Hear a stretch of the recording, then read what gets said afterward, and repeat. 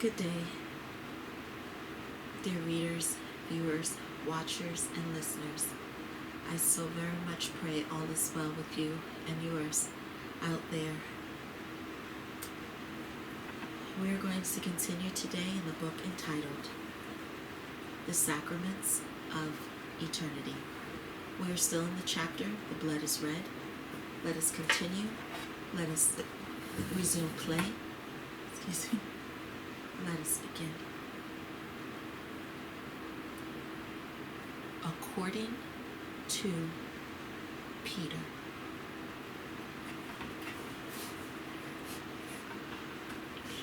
Before I met Jesus, me and my brother Andrew were, so to say, ordinary people who couldn't even imagine what a change was going to happen in our lives.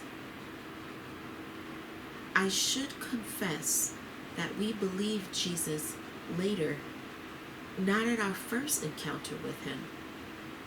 Every day our confidence grew. We saw that Jesus was not an ordinary human, but a true God. Every day our confidence grew more and more. We couldn't refuse from staying next to him. We were attracted to his kind simplicity, his knowledge and love to all of us. Many people were attracted to him, but couldn't get in contact with him.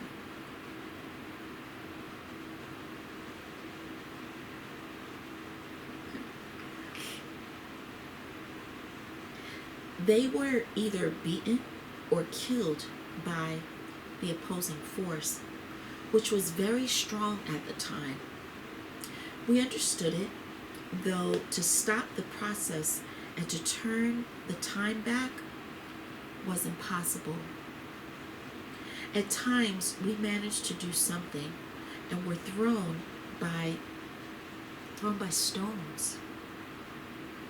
We had to suffer many uncalled for indignities, even from children who threw stones to our backs by the request of adults and laughed. Jesus led us forward fearlessly. He used to say, "A going one will always move forward. Kneeled one standing in doubts will never reach its goal." People looked at us as the insane who were raving. Though looking at the extraordinary, people changed their attitude. They invited us to their houses where we were preaching. They listened to us very attentively, asking different questions.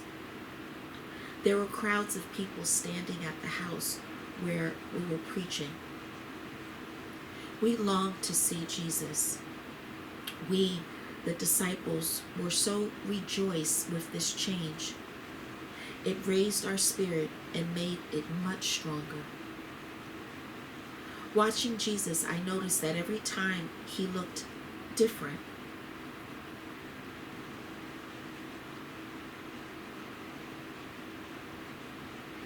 His appearance was changing surprisingly fast, as well as his temper.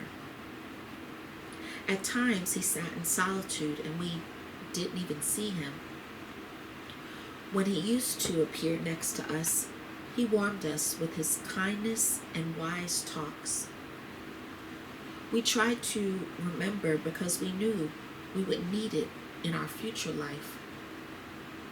We were very friendly. Faith in God embraced us all together.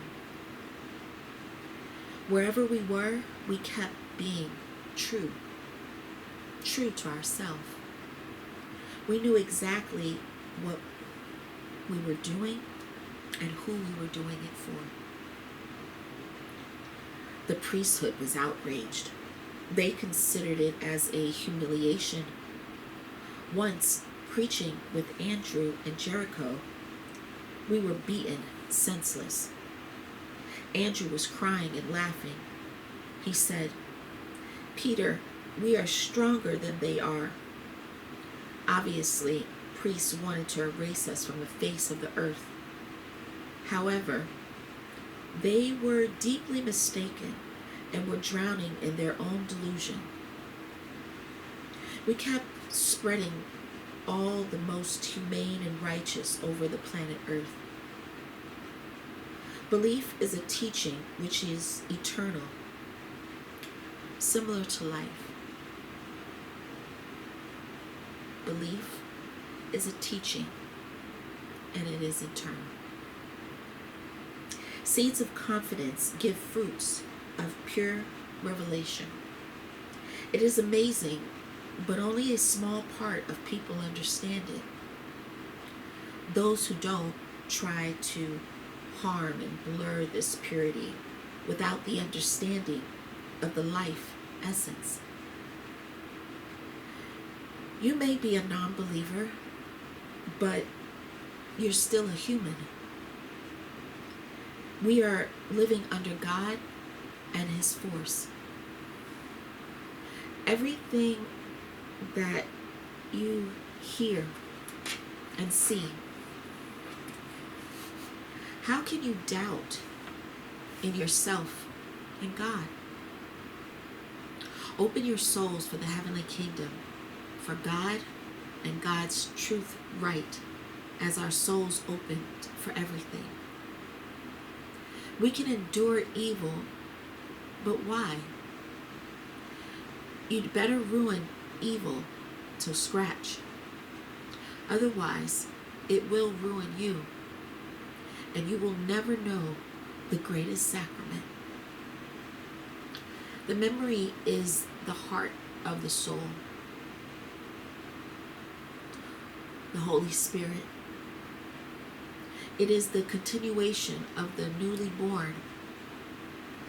To my mind, it must be clear to everyone, and every conscious human must respect it. Yes, God was next to us. He gave us His teachings.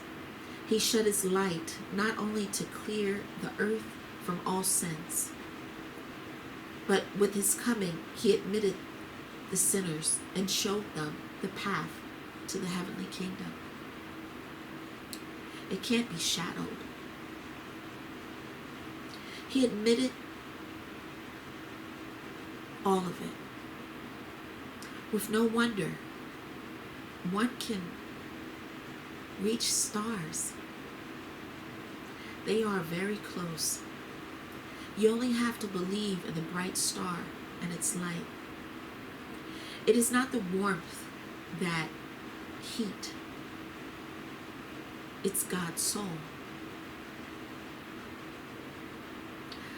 The light and power are all inside of the soul. Dignity is inside of the soul, and it must be respected. In the darkness, there's only darkness.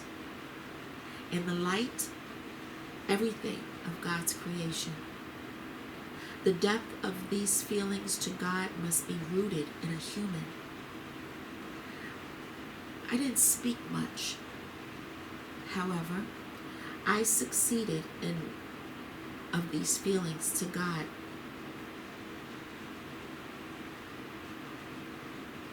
And I succeeded in some deeds. Not as much as Jesus, of course, but I did. Being a former fisherman, I discovered a real human in his soul, and I learned the whole truth about myself and the world.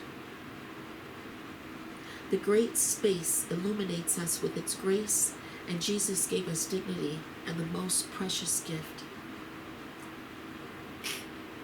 life.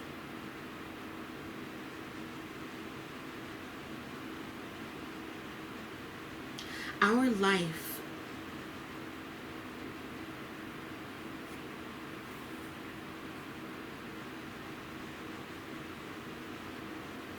Our life at times was raging like a furious sea. It was boiling, bringing the truth back to life, the truth that was forgotten and buried in centuries. Time demanded joy and freshness of new life, the life that Moses and Elijah were dreaming about, along with all other prophets who spent their lives for the sake of truth. They truly saw and heard what only a few in the world could imagine. I experienced these amazing feelings for real, and I'm going to share it with you. Once, when it was tough for me, I gave up on Jesus Christ. It is hard to believe, and later I realized my mistake. It was not late, as it is never late, and my soul revived and turned back to God.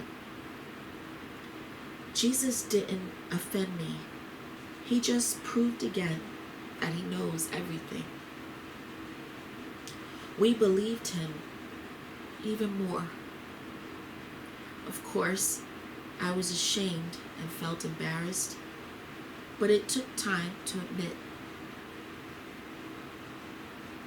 His crucifixion and resurrection raised our souls and gave birth to something new. There were moments when I felt uncomfortable, as a fish out of water. I tried to avoid this feeling, but deep inside of my soul, I felt a scar that bothered my family and me. The scar healed over with time, and it passed. I did it through my deeds. It became well seen, not only to myself, but all those who surrounded me. After his resurrection, Jesus asked me, "Simon, do you feel the burden in your soul?" "No." "What do you feel then?"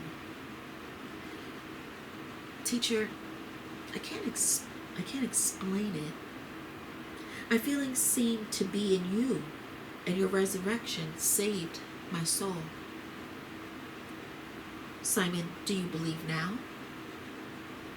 "No doubts. I believe." "Was I right?" "Yes, teacher." "Are you ready to continue what was launched many, many years ago?" "I am not only ready, I will do more than I am up to." "Thank you, Simon." This conversation influenced me, and I walked aside and started crying. God did not give up on me.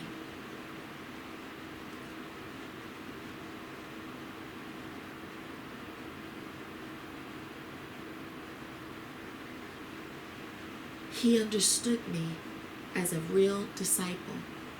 I accepted him as a real God.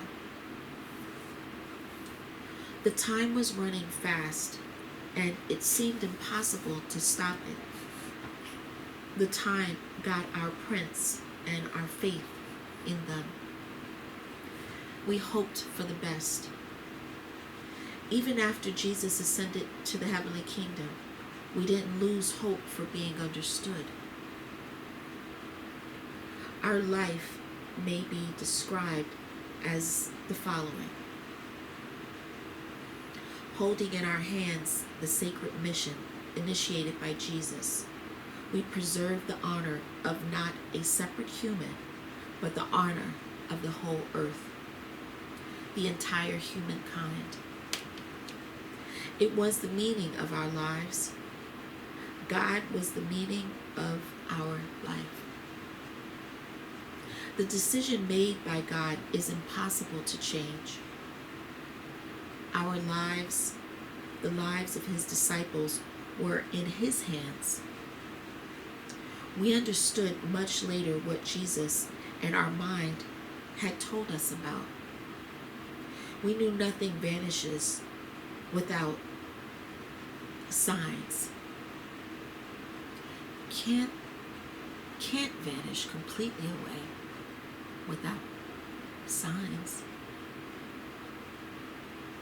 The sun will always shine, and people will feel joy under it. It not only rejoiced us, but resurrected without crucifixion. It is hard to understand, but I can't tell otherwise. Every day we must search for everything new.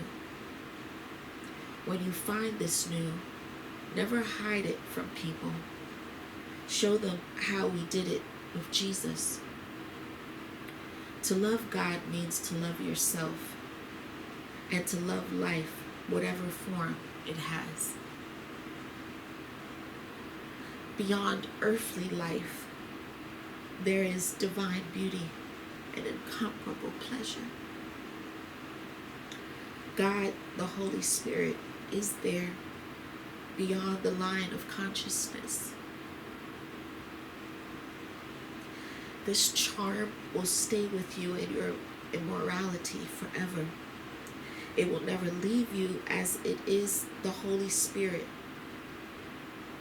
under His perfect light. Do not be squeamish about life. Be delighted. It is given to you forever. Whoever hasn't been born yet will once be. He or she will feel and treasure this life. It is not made up by myself. I swear, it is taken from the sacraments of the being, and this is God's sacrament of life.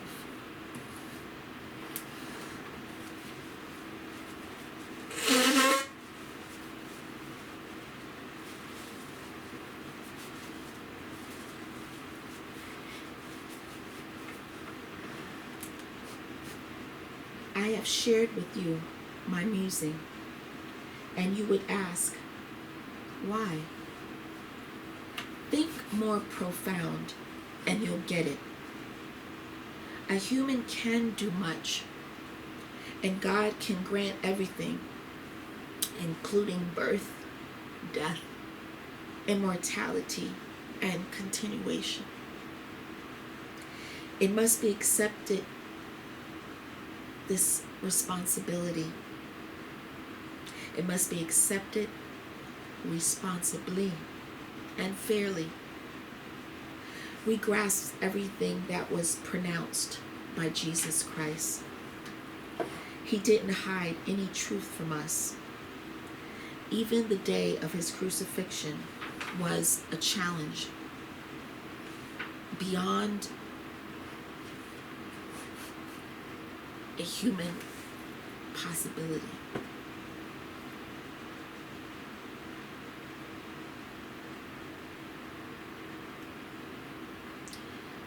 It is already in the past, and only Christian faith is moving forward along with the name of Jesus Christ. There will never be another name for God.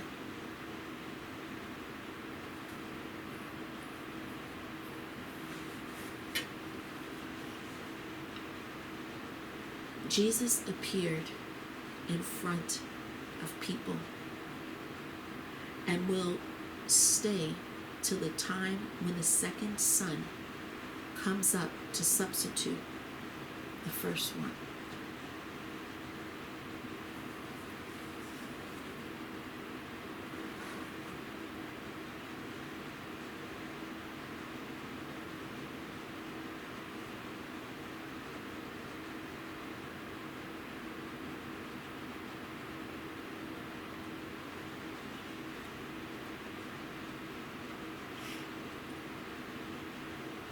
His name will be passed on for all the time.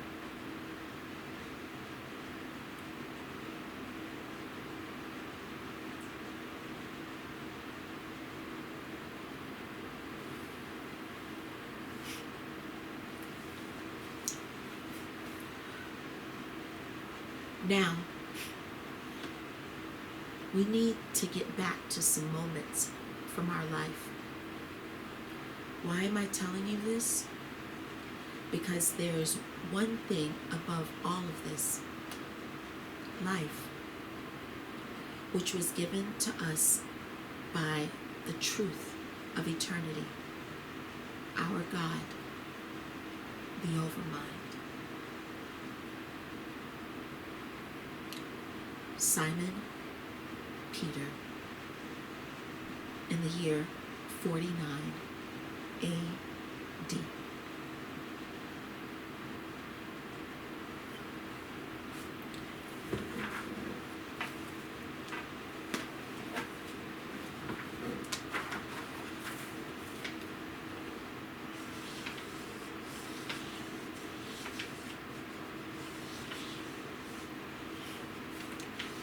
Dear readers, we will pause and stop there. We will resume play yet another day, another time, in the book entitled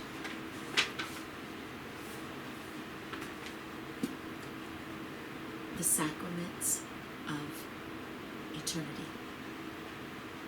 Until next time, dear readers, be well. Be well. Take care of yourself. Take care of each other. In Jesus' name. Thank you.